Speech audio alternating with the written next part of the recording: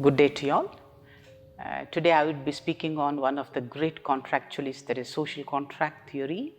The proponent of social contract theory, that is Thomas Hobbes, who lived from 1588 to 1679. Hobbes was regarded as the greatest political philosopher from England. He witnessed the civil war in England between the monarch and the parliament, in which Charles I was beheaded and monarchy was abolished.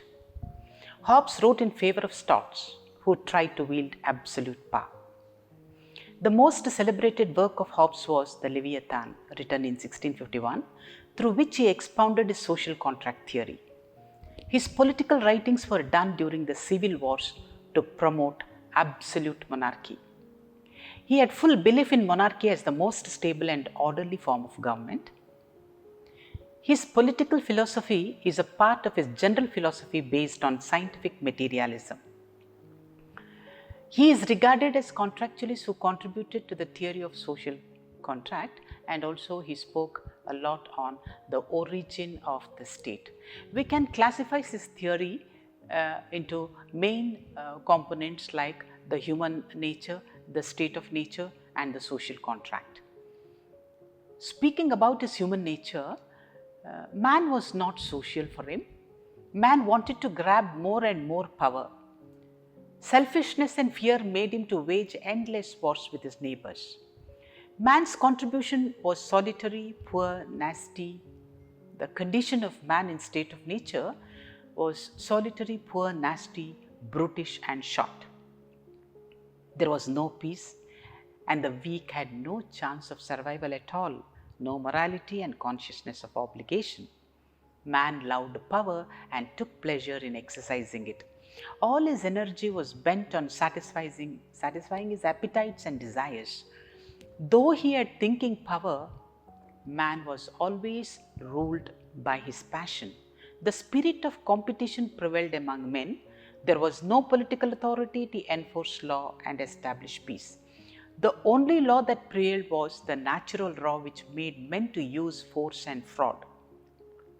Men had the freedom to do whatever they liked, but this freedom was unsafe and a curse and resulted in anarchy. Thus, the human nature, what Thomas Hobbes gives, is a very gloomy picture of human being, too terrible to continue, where every man was the enemy of the other man, and there was a total anarchy, and one would fear the other person and hide himself to protect or defend himself. So he gives a very terrible and a very gloomy picture of human nature. Coming to the state of nature, the state of nature was a period of human history preceding the establishment of the state. And the state of nature, as I said, was pre-social and pre-political. It was a state of anarchy and continuous strife. The life of man, as I told you, was solitary, poor, brutish, and short. Man was devoid of the sense of right and wrong.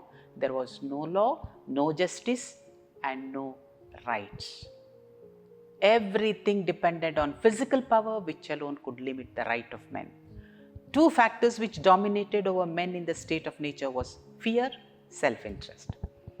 So even the state of nature was very gloomy, and kill whom you can and take what you can was the order of the day.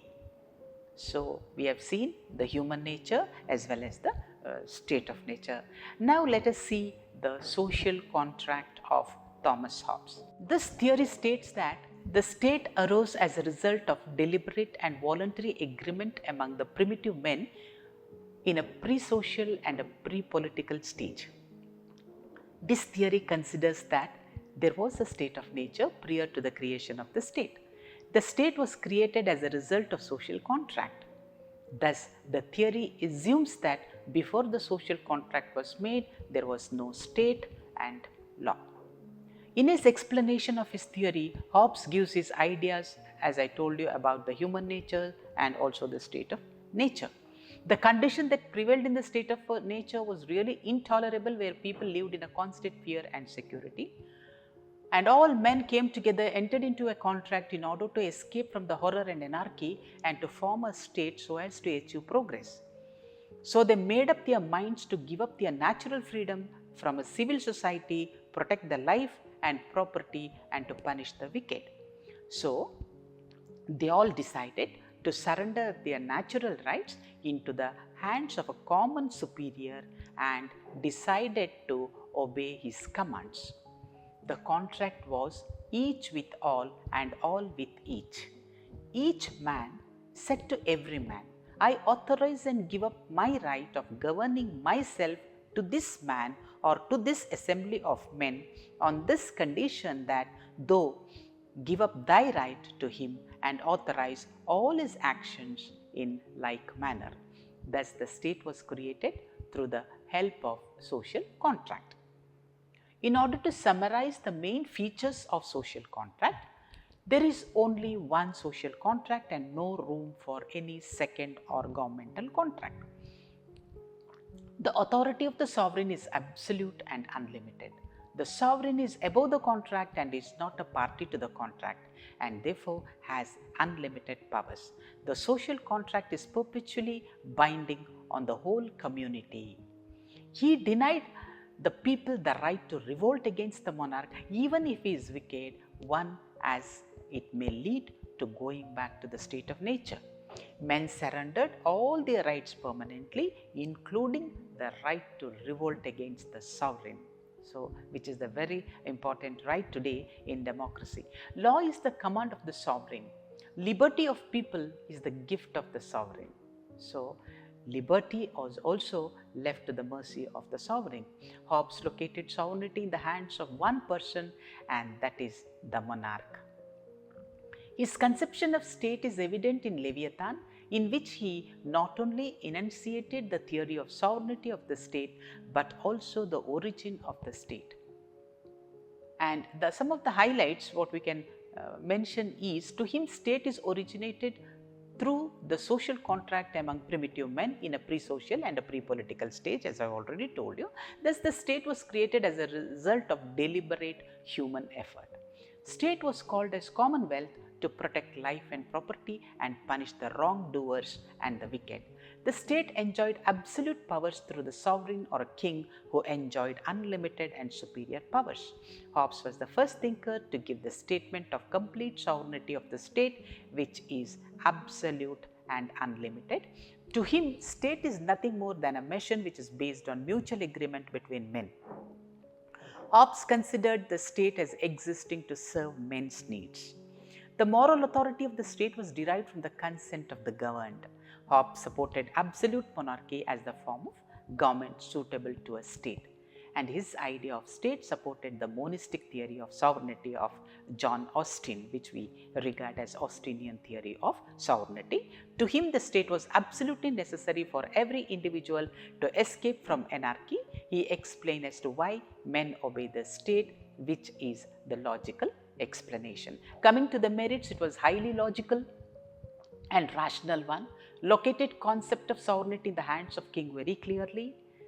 His criticism on Roman Catholic Church weakened the claims of the Pope, reduced the authority of the church over the state. This is the basic merit which we can explain. And coming to the demerit, there was no evidence for existence of dismal state or the nature in which entire human history.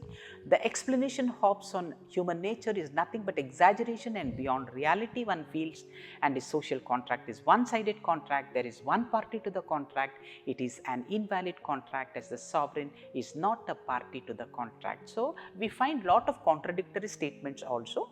It is against common sense to believe that men would ever surrender all their rights and place themselves fully at the mercy of the sovereign.